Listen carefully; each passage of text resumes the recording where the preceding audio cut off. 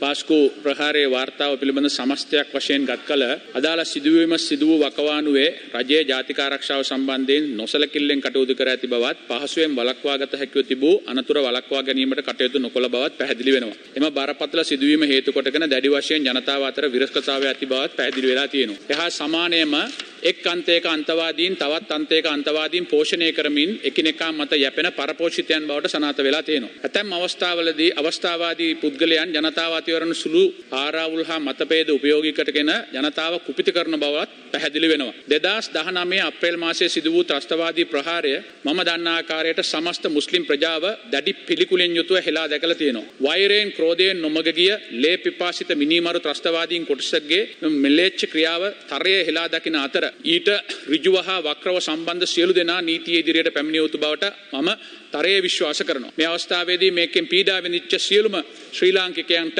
නැවත වතාවක් අපේ සම්පූර්ණ කනගාටුව ප්‍රකාශ කර සිටිනවා. එහෙත් එය ශ්‍රී ලංකාවේ අවුරුදු 1100ක් පමණ කාලයක් සියලු ප්‍රජාවන් අතර සාමයෙන් හා සමගියෙන් ජීවත් වන සමස්ත මුස්ලිම් ජනතාව අන්තවාදය වෙත තල්ලු කරන සහ ප්‍රධාන ප්‍රවාහයෙන් ඔබ්බටගෙන යන ක්‍රියාවලියක් නොවිය යුතුය. සත්‍ය සොයා එහි වස්තු බීජය සොයාගෙන ප්‍රශ්නයට පිළියම් සොයනවා වෙනුවට පටු දේශපාලන වාසි වෙනුවෙන් මතුවී ඇති ගැටලුව තව තවත් උඩුදුවමින් ජාතීන් අතර අසමීග වර්ධනය කිරීමේ ක්‍රියාවලියක් හැටියට එම වාර්තාව යොදා නොගත යුතුය.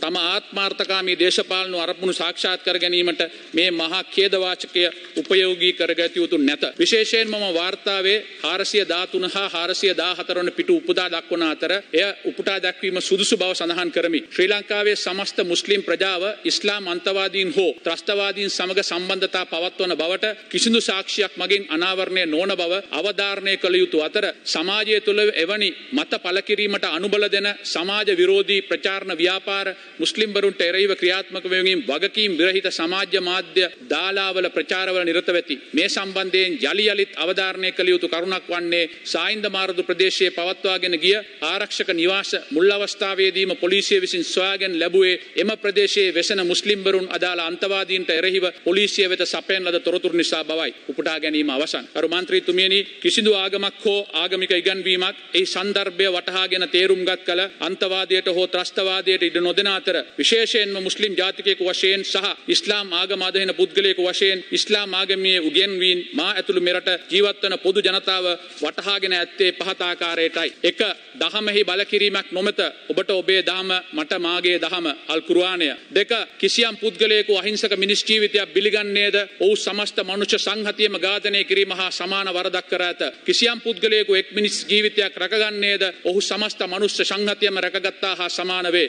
අල් කුර්ආනය. 3 අප ඔබ විවිධ දේශවලට හා ගෝත්‍රවලට වෙන් කර ඇත්තේ එකිනෙකා හඳුනා ගැනීමේ පාර්ශ්ව සඳහා මිසක එකිනෙකාට වෛර කරන්නට නොවේ. සැබවින්ම ඔබ අතරින් වඩාත් උතුම්ම පුද්ගලයා වන්නේ නිසි මගෙහි ගමන් කරන පුද්ගලයා වේ. අල් කුර්ආනය. 4 නගිතුමා දේශනා කර ඇති ආකාරයට සලාතයට උපවාසයට හා දන් දීමට වඩා වැදගත් කරුණක් වන්නේ මිනිසුන් අතර සාමය ආරක්ෂා කිරීමයි. මක් නිසාද යත් ආරාවුල් හා එකිනෙකා අතර මතුවන අවිශ්වාසය හා සැකය මිනිස් සංහතියම විනාශයට හේතු වන බැවිනි. ඒ ආකාරයටම ගරු මන්ත්‍රීතුමියනි කෝඩි පන්තියේ සිට සිංහල භාෂාවෙන් ඉගෙනගත් ශ්‍රී ලාංකිකයෙකු ලෙස බුදු දහම තුළින් මා ලබා ඇති ආభాෂය අනුවද මා උකහාගෙන ඇති වටිනාකම් වනුයේ බුදුරජාණන් දේශනා කළ ආකාරයට වෛරයෙන් වෛරය නොසන්සිඳන බවත් අවෛරයෙන්ම වෛරය සංසිඳන බවත් මිනිසා බමුණකු වන්නේද මිනිසා වසලයෙකු වන්නේද උපතෙන් නොව කල්ක්‍රියාවෙන් බවත් බුදුරජාණන් වහන්සේ දේශනා කර ඇත්තේ සියලු ලෝවැසියන් නිදුක් විය යුතු බවත් නිරෝධී විය යුතු බවත් සුවපත් විය යුතු බවත්ය.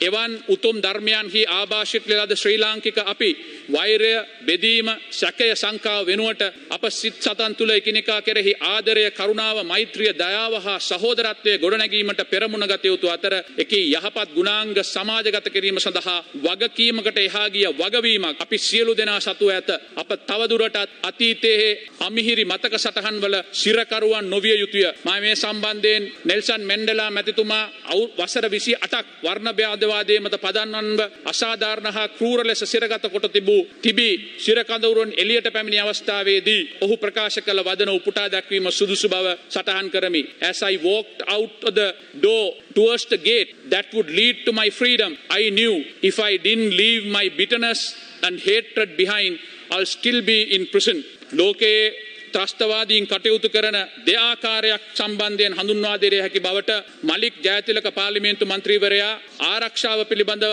ආනුෂික කාර්ය සභාවේ සභාපතිවරයා හැටියට පාස්කු ප්‍රහාරය පිළිබඳව සඳහන් කොට ඇති ඔහුගේ ප්‍රකාශයක් උපුටා දැක්වීම සුදුසුයයි මම හිතනවා. ලෝකයේ ත්‍රස්තවාදී කටයුතු දෙආකාරයකින් හඳුන්වා දෙන්න පුළුවන්. පැරණි ත්‍රස්තවාදය හා නව ත්‍රස්තවාදය ලෙස නව ත්‍රස්තවාදයට හේතු වී ඇත්තේ යම් අවසාන අරමුණක් හෝ භූමියේ යම් දෙයක් ලබා ගැනීමට නොව ඔවුන් විසින් ස්වයං අභිප්‍රේණයට ලක්වී ගොඩනගා ගන්නා ලද මනක්කල්පිත මතවාදයකට විරුද්ධව සිටින සියලු දෙනා සතුරන් ලෙස සලකා විනාශ කිරීමට කටයුතු කිරීමයි.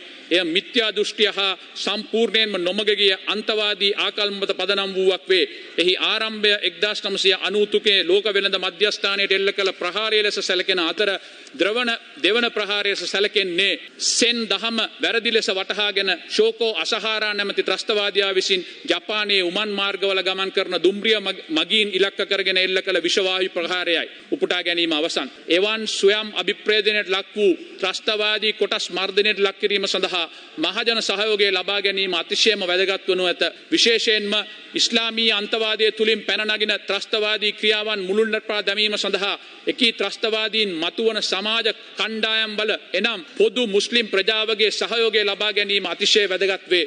එක්සත් රාජධානියකී කටයුත්ත ඉතා හොඳින් සිදු කරන අතර පසුගිය වසර රැසක් තුළ ඉස්ලාමීය අන්තවාදය තුලින් පැන නැගීමට යෝජිතව තිබූ ත්‍රස්ත ක්‍රියාවලීන් අති බහුතරයක් ව්‍යාර්ථ කිරීම සඳහා ඔවුන්ට තොරතුරු ලැබුණේ ඔත්තුව ලැබුණේ මුස්ලිම් ප්‍රජාව තුලින් බව ඔවුන් ඉතා අභිමානයෙන් හා ගෞරවයෙන් යලි යලිත් සිහිපත් කරමින් සිටි.